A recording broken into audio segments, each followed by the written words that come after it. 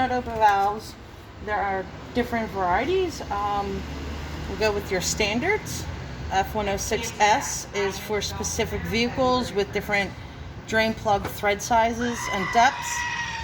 In this example, this can work on a Volkswagen Jetta or a Honda CR-V, depending on the exact year. We also have another S style, which is an F107. This would fit a Chevy Impala.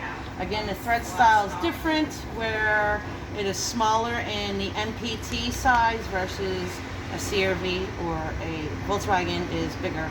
I am currently going to show you on a Honda CR-V how to install one. Since my drain plug is real simple to get to, we're going to use the standard Fumoto valve versus the SX, which provides a better opportunity to position the drain plug in tight to fit or hard to reach areas. The basics of this valve is real simple.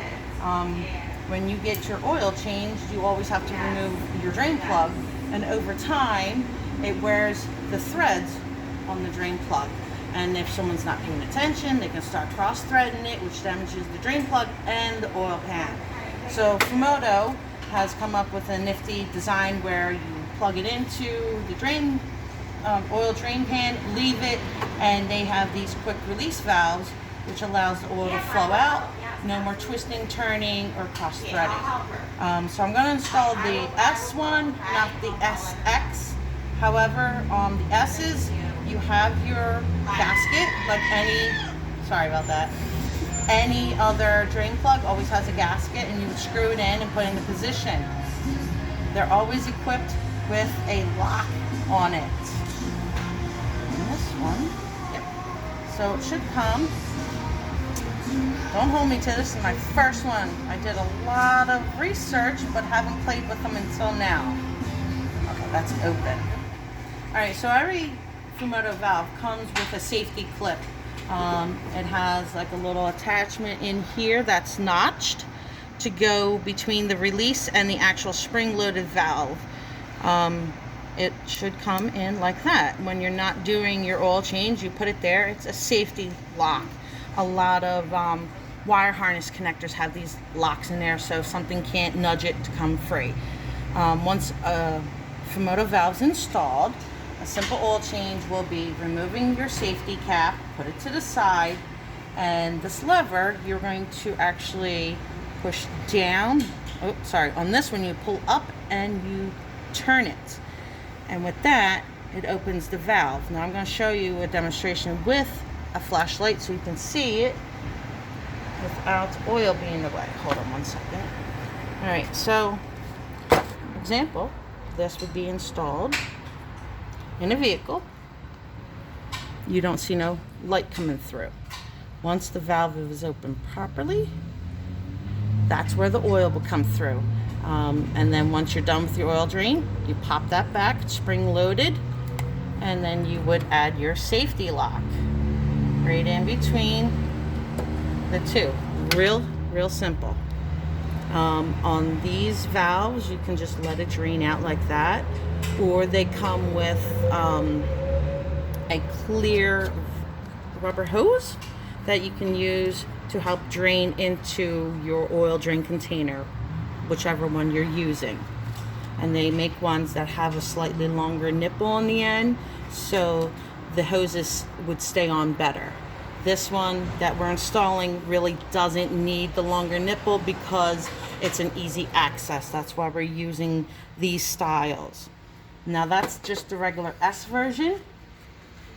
Now I'm going to move on to the SX version.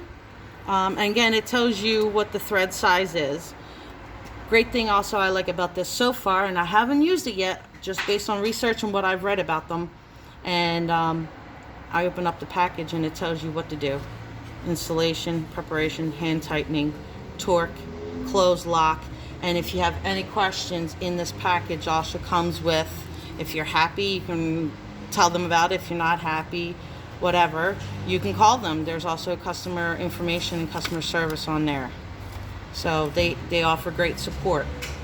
Now, back what I was saying, the SX, same thing where you would have a stationary gasket.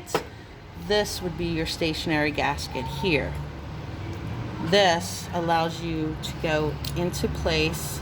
That rubber snaps in, seals it, and at that point, this is where you screw it into the oil drain pan, and it seals. Now this one is meant to position it at anywhere you need it. Tighten it, and that's that. You don't need to keep moving it, or you can. It's completely up to you. But it's just better for different angles, different setups for undercarriage, covers, exhaust, where the drain plug is in reference to everything else designed around it. Again, it comes with your safety clip. This one's a little bit different from this one, where it's more heads on, but it's the same design. It fits in one way in between the lock and the spring-loaded tension. That's it. It's to prevent it from moving. Once this is installed, this one you push down and twist, and that would allow, and see how that would be mounted sideways. Let me get this on here. That would be mounted sideways into an oil pan, and bloop, no more leakage, no oil coming out. I get pushed down and turn, and your oil will flow out that way. And then you would install your lock. Done. Versus this one, again, go straight in, you remove, your oil's going to come out this way. This one you have to push up and turn, and there's your light. Oil's going to flow through. That's what we're going to deal with. They offer other valves for trucks and whatnot, but here at Girls Auto Clinic we don't work on big trucks and heavy duty equipment, so I will not be showing any examples of that. So I am now going to show you on the Honda, this regular one. I'm gonna leave that out, make it simple. On this Honda CR-V, if you want to get particular, this is an 04. SUVs sit higher off the ground, so there's a lot more ground clearance than cars and low riding vehicles and other designs which would cause exhaust and engines to sit lower. So what you would do is you take your ratchet, your wrench, your appropriate size socket or wrench. In my case, it's a 17. You put it on.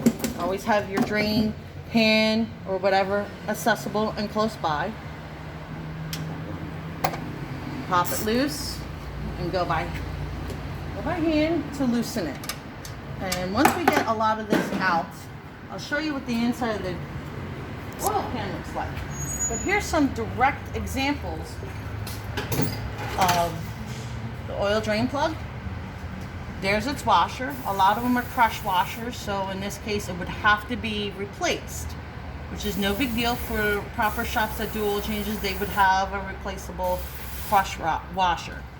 If someone was to put this in and not pay attention, this is where the threads would become damaged and could damage the oil pan. So we're just going to let this drain. We're going to pause for a moment, and when it's more noticeable, we'll take a look on the inside threads, and then we'll get into installing this. So the other drain plug I showed you, there was a crush washer, and a lot of times you have to cut and pry this crush washer off. It's like a one-time use. So this is normal. You know, if you saw it on your drain plug and you're like, ah, what's going on? That's normal. It's okay. It gets a new one. But that's not our focus today. It is the Fumoto valve. I'm going to keep my drain plug. It's still good. So in the oil pan, there's threads. There's still going to be residual oil. That's fine. What happens is sometimes the threads in these oil pans get weakened, and it's not the drain plug, but it's the oil pan. So by having something stationary, increases the length and longevity of the oil pan itself. All right, I'm gonna adjust my flashlight. Now I'm we're going to go in here and get this in place. Always do this by hand. Make sure the threads go right. You're in. You'll see how easy it is. Okay, so two different ways you can do this. You can sock it. A wrench would just slip right off, or you can use adjustable pliers here. Always try to use a socket because that way you have all 6 points versus just 2. And you're just going to go hand tug, hand tight, aka snug. So if there was still oil in this, this is where I pull and then it would come out here.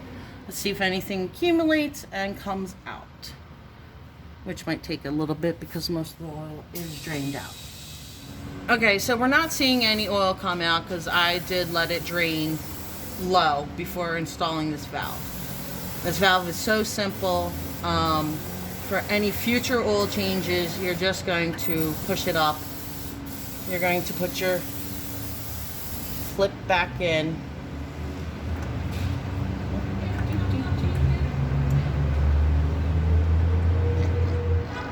Where am I at? Okay, there we go. Again, still a little new to it. It does have its own grooves and its own placing for it. It's just figuring it out. Once you do it a few times, it gets easier and easier to figure it out. There we go.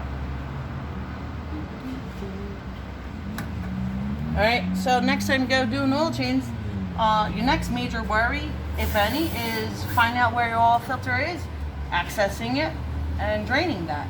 When it comes to your oil drain plug, it's just going to be removing your safety clip, put it somewhere safe, even in your pocket, and pushing and turning your valve so your oil can go into your drain plug. Once that's drained and there's nothing more dripping, don't have to wait until Folgers like the last job, but until it's really, really a little amount coming out. Flip that up, closes that inner valve. You grab your lock, your safety lock, make sure you're putting it in the right way. Done. That's it.